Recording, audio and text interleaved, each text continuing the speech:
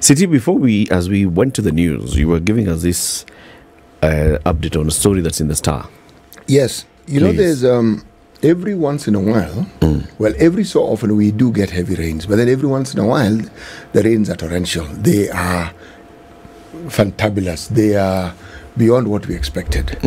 Now, people who live in certain areas, even the geographical location of those particular areas, will find that when the rivers close to them break the banks, meaning there is an overflow, then they suffer immensely. Now, the area that is probably known the most for this, the Kano Plains and Budalangi. Okay.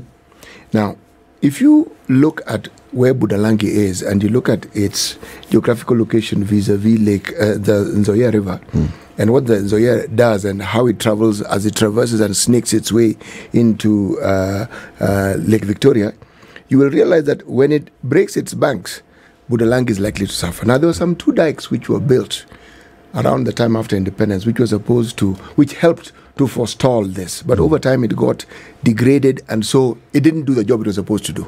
So when the river broke its banks, people suffered. Now, 2020, why 2020 is specific, and that's why it's in the news.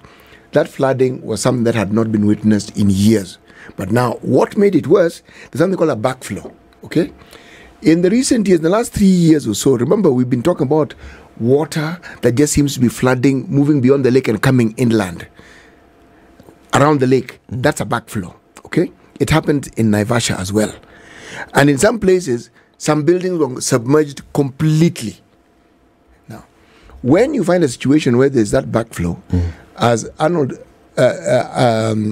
stated, it then becomes difficult to move back. Remember, we even had this story in Lake Baringo, okay? Schools were submerged. There were certain tourist sites which were also submerged. That's a backflow. Now, when you have such a situation, even when you think of resettling back to where you came from becomes a tricky order, because the water level may not have gone down to the point where you can actually resettle. Okay. Okay. Now, so if it rains a little more, the situation that you found yourself in previously doesn't get better. It either stays constant or it gets worse. Okay. Now, that's the story of Budalangi and that area, Kwa Ufupi. Okay. Now, are we saying a solution can be found? Most definitely. Most definitely. Are you saying that the water has not subsided or receded since 2020? It has, because we are talking about significantly. It's how many families? Around 400. 400. Yes, according to this story, 250, but they were around 400, which means so 150 have moved. Is that 250 families that were displaced currently by floods right now are there. In 2020. In 2020, there were 400 in total, but now there are only 250 that are still living in this makeshift camp. Yes. The headline in the Star talks of 250, but if you read into the story, there were 400 families that were displaced in 2020. Yes, they moved. Yes. 250 have stayed in this makeshift camp. Yes. Since then. Yes. And that's what I'm asking. Why have they been in this makeshift camp? Let me explain something about flooding so that you understand it. When a river overflows, it's not just the water it comes with silt. Right. Okay? It comes with a lot of debris that you may not particularly need. There are those who would argue this silt is good. However, if your building has been demolished and you're supposed to go back, let's say the water didn't recede in 2021, probably by 2022 is when it had receded properly. Even if it had receded by 2021 and your house was demolished, how do you rebuild it? Beyond the technical questions that you ask, I'm still thinking that there's also something that we also need to be bold about. First of all, the National Disaster Management Authority, NDMA, is always giving early warning bulletins. You go to their website at any particular time and you find a lot of bulletins. Early warning. We have never run short of early warning. Like, for example, all of us know that at the end of this year, we will be having El Nino as a country. Now, everybody's pretending like we don't know now. We are busy with bipartisan talks. We are busy with Mandamano and everything else. Then El Nino will be here at the end of the year, running to January, and we'll be acting surprised. I think also as a nation, we really need to be serious. Because why do we have NDMA in place? They do their work. We've not given them the resources, for example, for proactiveness. That is left for different government ministries to actually act on that. So even Parliament as they sit today, there's nothing about that. Then you will see people sitting, those hurried convened parliament meetings and some supplementary budgets and everything else, when we can actually work towards that particular end proactively and not in a reactionary manner. That way of doing things also gives rise to what I call disasterpreneurship. Disasterpreneurship being people really love to make money around disasters, so they allow things to actually, as in, if I know that you are going to fall on the stairs, City, I would allow you to fall so that then I can demonstrate that I know how to administer first aid. I am caring, I can rush you to hospital, when the easiest way would have been for me to stop you from actually falling. So there's a lot of disasterpreneurship in government. Of course, there are CSOs, and then, of course, even individuals. You will find a few people that City doesn't want to talk about these things, but you will find that some of the people we count as people who are displaced during the 2007-2008 post-election violence, you will actually find that some of them are actually in there for disasterpreneurship. As in, you were never there, you were never hurt, but somehow you got land. We know those cases, we know those people, but then as a people, we want to treat that as normal, as in and that is bad manners. You will also find that even people who are claiming that their homes were swept away, they could probably have got, they could probably build elsewhere, but they have to cause a scene somewhere so that government resettles them, and they have heard about a plan about land somewhere that has been set in place. You know how government plans take long. So do we really have to wait for El Nino to beat us up in December, January, at the end of the year for us to actually do something? We don't need to get there. Do we really need to get people being swept away, even lives being lost, especially when it's not managed well? Do we have to get there? I think we don't. It's the same way, for example. Do we have to allow people to die in demonstrations for us to sit down and talk? Do we have to send people to die? Is it necessary?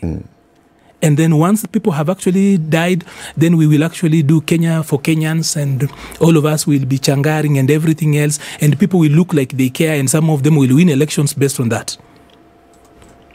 I think we are a country that is in need of a proper beating, so that as a country, all of us tupangishwe line, tuchapwe viboko zetu, alafu tuambiwe tukuwe na adabu, because the kind of things we do around here, things we know. You saw floods in Garissa the other day. In this 2020 story, on this show, we spoke to the leadership, community leaders. We spoke to the county commissioner? We did. And the sub-county commissioner and the member of parliament for Budalangi. We spoke to them and the people who are being affected by the floods. And we said, all right, so this has been a perennial issue. What has been done previously? There was a whole issue of construction of dikes. Yes. The MP told us about desilting this particular river. Then community leaders, actually the county commissioner also, because we asked him, why do we have this perennial problem? He said, one of the things that we've also been trying to address as a government is resettling of farmers so that we can construct the dikes. And some of these families have refused to move because of issues of family members disagreeing on the ownership of their current piece of land for compensation purposes. So those land issues have run for long. And because of not settling the land ownership dispute, then they haven't been compensated and given a new place to move to. So some of those people who are left there are those that have had long-running family disputes over land and ownership on who owns this land, whose ancestral land was it, where do we go. So it's been a continual cycle of things here and the other. So when you talk about 250 families who were displaced by floods 2-3 years ago, and they're still there now, currently there's rain and it's flooding, and they're in distress, we have to ask 3 years, even if the river did not subside in the first year, surely. Even if there was a backflow, you see the mitigating activities that are required in such areas. It's not that they are known, they are known. What needs to be done? It's known. As clear as daylight.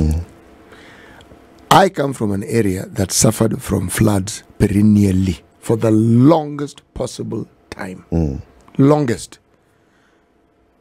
There was an MP, one. It's called Engineer Nyamunga. In that Kibaki era. Martha Karua was Minister for Water, I recall. The desilting process that took place in River Nyando was interesting. That flooding ceased. It rained, but that flooding, that perennial, nonsensical flooding that kept displacing people, ceased.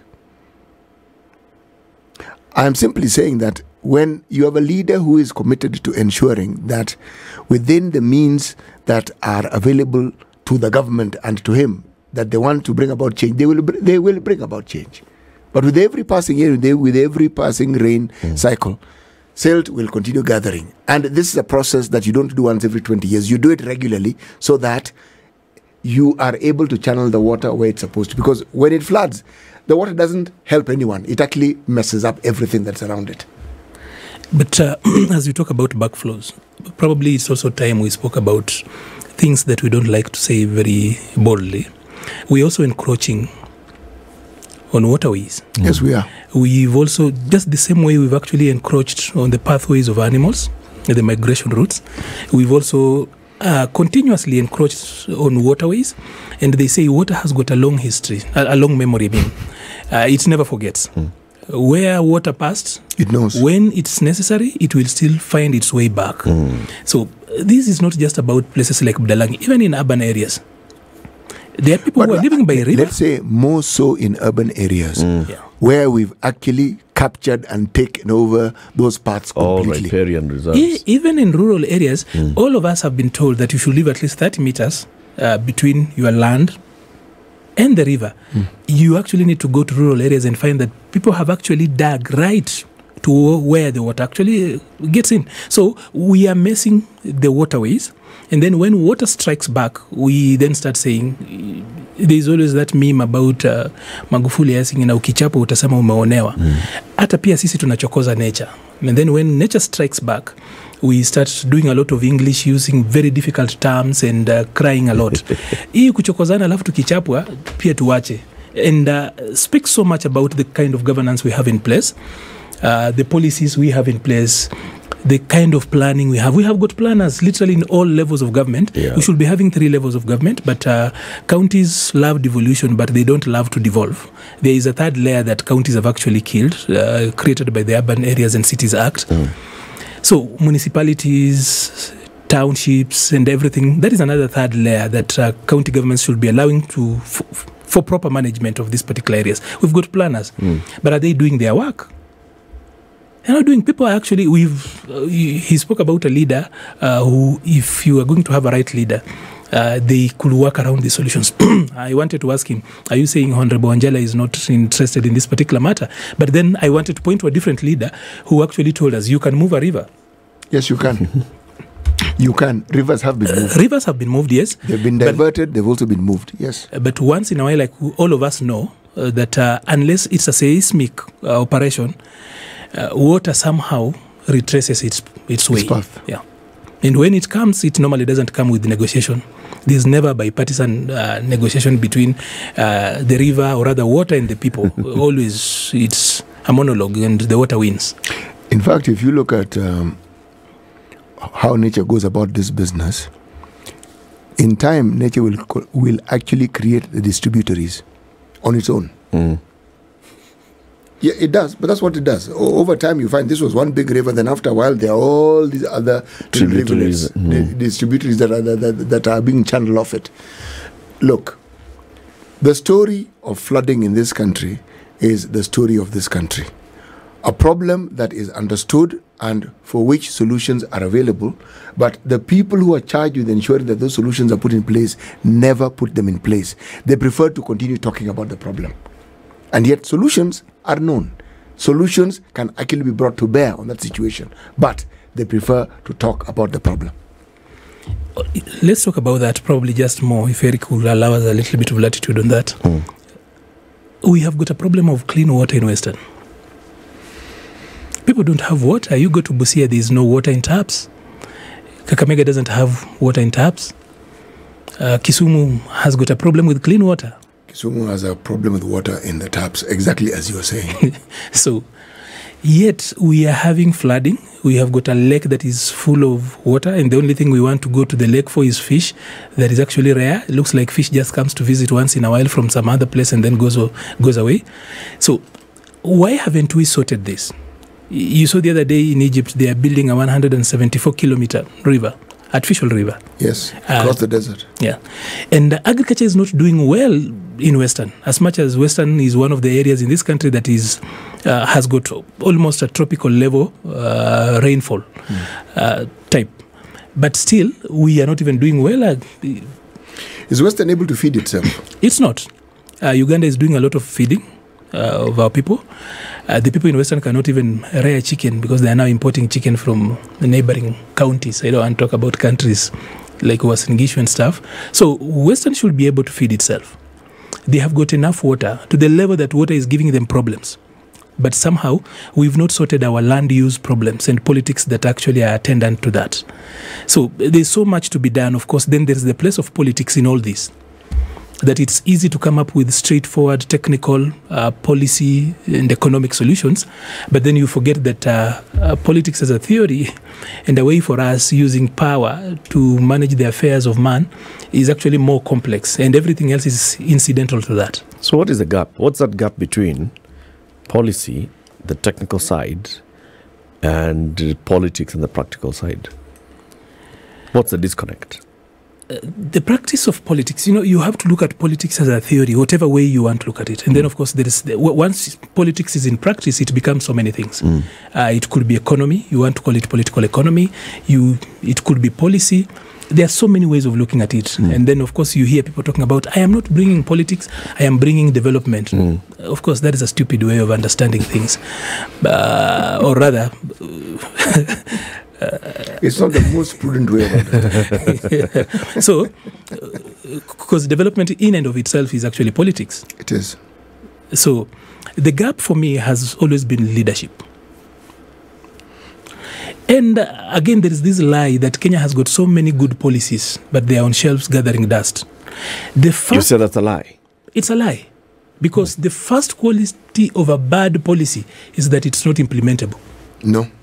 We are going to disagree with you, but carry on what you're saying. As in, if you want to know this is a bad policy, it's not implementable. So, however colorful, however good it is, if it's not implementable, it is a bad policy. But why is it not implementable? No, Eric, but Arnold, for whatever reason. You've removed from the equation, policies don't implement themselves. That's what I'm talking about. If it's not implementable? No. If the people who are supposed to implement it did... Are you saying that all policies are implementable just because a policy has been written? Precisely what I am saying. And they all must bear fruit. I mean, there are policies that are bad policy. Eric. There are policies that are impractical. Eric, there are three discussions here. Implementing a policy. Whether it's useful or not, that's now a different discussion. Whether the person who is charged with implementing can implement it, that's yet another discussion. This is really where I'm going with this. You cannot divorce the implementability of a policy from the policy itself. Because, there are 3 P's to policy. Let's dump it down. Make it so simple so that you're not doing the 7 steps to a policy. Let's talk about just the 3. You bring it down and make it easier. The first P is that there's a problem. The second P is that around every problem there is politics. And then the last P is that there has to be a program to solve the problem. So, there is a problem. You're looking at policy, right? Why is there a 4th P? You could bring one, but I'm actually just trying. I'm damping it down from the 7 steps. The 3 you say makes sense. There has to be a 4th. You want to add a 4th one? Personnel. Because in the absence of that one, everything you've said will fall flat. Now, you have actually forgotten one thing, that there is a problem. This problem definitely has got people in it, whether it is personnel or the people that are affected. Or the people that are causing it. Then there is politics. Now, this is when you talk about politics, that is now people proper. Both the people doing it, the people who should enable it, and everything around, including personnel. So politics. How do you manage politics around this particular problem? Once you have figured out how you manage, because the word management already presupposes people. Already talks about personnel. So how you manage the politics around a problem then gives rise to the program that solves this particular problem. And program, you're going to tell me, also presupposes people. So, for a lot of us, for a lot of us here, of course, a program that is not targeting people, who are your target people? Precisely. Who are the people who are going to be implemented? So this is the thing. For us, a lot of times, we look at the program as a policy, forgetting that below it are a lot of things. Because when you're looking at the problem in itself, largely, you can become a mathematician and talk about data. But what does data say? What are the threats? How do we understand policy without the program? As a layperson, when someone tells you that the government has this policy, what gives you the visual effect that you require to understand it? It's the program. No, we should talk about the origination of policy. Where does it come from? So how you are going to originate it, if you're looking at the policy cycle, is that there's going to be a problem somewhere. It doesn't even have to come from government. It should sometimes, and most times as it should, is that it comes from the people. Should be the themselves. people. Like the people, as in, if something happens in the forest, journalists talk about this story a lot of times, that if a tree falls in the forest where there was no one, is that news? Nobody will know about it. Nobody will know about it. So, policy origination in the policy cycle, how you originate and where it starts, that's where we're talking about the problem. There's a problem you want to solve. There is an issue you want to, and that's why I use the 3 Ps. So, properly and technically, we should talk about data. So, data, you build the indicators, and from the indicators, you're building a program. The bottom line here, as I understand what you're saying, is if the policy is not sound, then it will not be implementable. Yes, and that's what I'm saying. If anyone talks, and that is the lie we lie to ourselves. You've seen guys coming, guys coming here on TV and radio and everywhere telling people, including on Jaba's, is it Jaba? Pale kwa mawe ya Jaba. Uko chini pia wanasema tuko na sera nzuri sana, lakini the implementation ndio huo inakosa. But I need to tell you this from a policy perspective, that if a policy cannot be implemented for whatever reason, it is a bad policy. I actually don't understand what you're saying. Not all of them, though. That is the truth. Yeah, you know, if a policy cannot be implemented, you can't that say is for the whatever first. reason, because when you say for whatever reason, that whatever reason could be because it's just being sabotaged. Yes. If somebody is sabotaging a policy and then they make it implementable or not appear like it's not being implemented, then we can't say that the policy is a problem. It's a saboteur. That policy is a problem because policy in and of itself should actually have all these things. That is why you should have buy-in. Look at this, buy-in. But that's now pure idealism. Because it's not idealism, it's the practice. Moment you bring in the component of people with their complexities and the diversity of complexities, there will be a problem. Every stage that you mention of the P's, there is a problem. People, problem. Policy, problem. Program, problem. There's always this P problem following it all along. And it's because, as you correctly said at the beginning, our nature as human beings. Let's look at, say, the county system, my friend. Yeah. There's been a lot of talk about it. It's not working. Okay. Are you saying that the county system, yesterday we talked about it here, as it's currently constituted, is bad as a policy? Because in many cases it's failing, and from a layman's perspective, it's failing because is it failing? If there's failure, it's a factor of bad management. You see, that argument is not politically, or even if I was a policy-wise sound, because if you're going to make that particular declaration, where is the data to the effect that devolution is failing? You do not have that data. Oh, no, Arnold, please. Say, I do not have that data. You don't have that data. I'd like you to point me to the data that points to the failure of devolution. I said there is a supposition. That was my initial statement. I didn't say there's the fact that. Now, that is conjecture. So there are people who claim that devolution is failing. Yes. So without and data, they've made it a discussion that we talk about on a daily basis. And they base it on the findings of the Auditor General more than anybody else. Yeah, they talk about the corruption. Because there is corruption in counties, then therefore this means that they... Yes, and also the things that are supposed to be done, which ought to be done. And the one which stands out the most are what we call the bills that have not been settled. Okay? The pending bills. Now, if you've been given money, it's been spent, people have provided the service and they haven't been paid, one can then argue this system is not working as it should. And if a system is not working as it should, then if you said it is failing, would you be wrong? You would be wrong. You'd be wrong.